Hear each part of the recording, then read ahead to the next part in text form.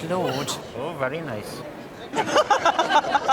Since I took early retirement, I've taken to going to local auctions, and I just fell in love with that pot. I thought I loved the shape, I loved the decoration and the colours. Yeah. Well, you know it's Wedgwood. Yes. It's marked Wedgwood, and it's a jolly nice Wedgwood teapot, very unusual sort of a colour that's called Rosso Antica, meant to look like ancient Etruscan pottery, I suppose. The red and the black colours, almost looking like Greek or Etruscan ceramics, which Wedgwood was very firmly into when this was made, which was around about 1790, 1795. So it's 200 years plus. And it's very unusual. The unusual decoration, it's probably got a little bit dirtied or stained. Have you had a careful wash of it? I've washed it very gently, but it seems to have a funny whiteness. There's a little bloom, a little white bloom on it. But the pot itself is in splendid condition. I like it very much. And you paid 200? Yes, just about 220. Very brave. Do you want to know what I think the value is now? I would be pleased to know, yes. A rare piece. I think probably we're pushing towards, and perhaps above, £2,000. Good Lord. You know, nearly every year we get some very good pieces of Fairyland, Lustre by Wedgwood on the programme, but this is, to me, quite exceptional. Some of these pieces are really mind-numbing. They've had, especially this dish. Do they come through the family? No, they don't. We had very little in the family.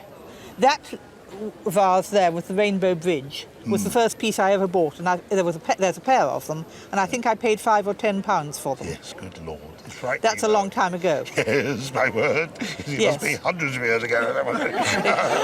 No, not as bad as that. No. But we're talking, of course, about the 1920s, aren't we? And, no, we aren't. Not when I'm not as old as when that. these things were made. When these things were made. Yes, I think some were made before the First World War, but mostly, mostly around the 20s, I think. Now Daisy McKay-Jones, the designer of all these wonderful Fairyland lustres... She was my father's eldest sister. Yes. He was the youngest of the family. Yes. And my parents met because he came up to visit her, and she was living in respectable spinster lodgings, which couldn't possibly take in a young soldier. He was an army officer. So he went to stay with the management instead. The Wedgwoods. Oh, yes. So hence he got involved met my mother. Women. Yes. And to the amazement of everybody, they clicked. She had the reputation of being the coldest icicle in North Staffordshire. It can be a very cold place anyway. But Daisy, of course, developed this extraordinary, fantastical world of fairies and strange creatures. Yes, she loved fairy stories, and she loved putting them into her works. They're so magical. You've got I mean, a dish like this, called the ghostly wood usually, after these strange woods and creatures in it.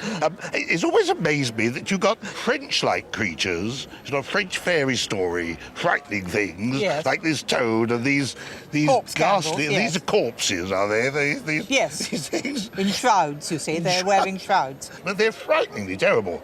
And even the border. I mean, you know, you expect wonderful, incredible creepy crawlies to come.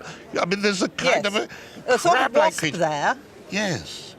Or is he a crab? I don't know. I think he's a crab-like, got lobster claws, but they're totally frightening. I mean, she must have had a very strange mind to create all this stuff.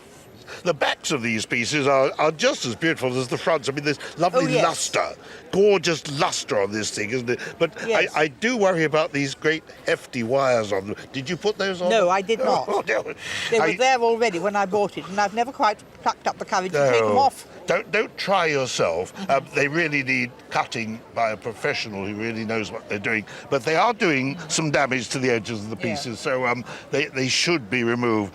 If you do have insurances on it, I think you ought to think it's got to be 10,000 plus, and have the wires taken off. Yes. And, I'll see if I can talk my jeweller into doing it. Yes, it wants a great, skillful person. But get him insured before he does it. A nice little tea set. Made somewhere about 1820, Right. 1825. Did it come down through the family to you? Yes, it was my grandmother. Oh, it's jolly nice. Yes, it'd probably be earlier than grandmother. Oh. No, it's 170, 80 years old. Have you got more of the set, have you? There's 8 cups and saucers. Yes, yes. It might have descended down from 12 cups and saucers. Wow. But apart from the missing cups and saucers, you've got all the shapes. Yeah. You've got the teapot and cover, you've got the slop basin, you've got the sugar bowl, Yeah. and milk jug, and one of the bread and butter plates. Basically, the teapot handle is what we call the London shape. Not that it right. was made in London, but it was called the London shape. It was a very popular shape in London. I see. But this is made in Staffordshire by a firm called Hilditch of Stoke-on-Trent, Right. and very attractive. They made a lot of the designs very like this Yeah. at that period. It's a nice printed pattern, outline printed, and then the painter has filled in the colours, the blues Yeah. and the reds and the greens, like a child's colouring in book. And it's a simple one, but very charming. Do you use the set? Oh no, it's away in the china cupboard. Away in the cupboard. My mother's, yeah. Yes. There wouldn't be any little tea plates No, at this time. that's what I was wondering You about the tea haven't plates. got any. No, tea plates weren't thought of at that time. You didn't sit round a table and have jam and sardines, things like that. What a treat. So you sat round in an easy chair. The servant brought you a cup and saucer and a plate with the cake on it. right. So you're not missing those. You got the Right. whole set virtually. Very nice. You enjoy it? Like Oh, it? yes. Yeah, good. You worried about the value of it? Well, I would like to know. I mean, it's not of enormous value, but a little set like that with, say, about a couple of cups and saucers missing, going to be worth around about £500. Oh, very nice. 3 beautiful raw Worcester pieces. Aren't they scrumptious? This vase is especially lovely in that it's pierced at the top. Isn't that gorgeous? These are both by Harry Davis, who was a great idol of mine. I thought Harry was marvellous. He was a genius of a painter for landscapes, and I think those are lovely. How long would it take to paint?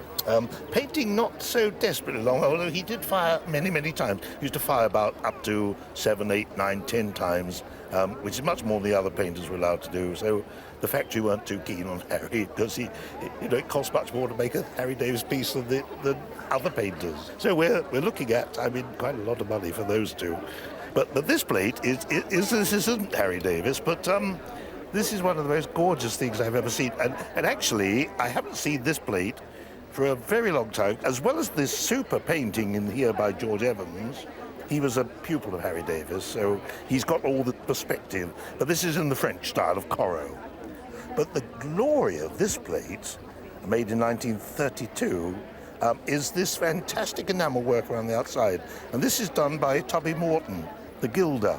That enamel work around there would have probably taken 10 times the time to do the painting. They would just brush it on, would they, with this and that? No, you have to build it up. You put one layer on first, and then that hardens, and then you put another layer. It's heavily raised. Feel this, feel this incredible raised work running around there. And it's a supreme example of gilder's work. I long for people to look more at the gilding, the border around, than just the painting. It's a great work of craftsmanship. So, are you worried about the values? Yeah. Quite concerned, yeah. This one, because it's not signed, well, I can't see a signature. I think perhaps it is there, but hidden away.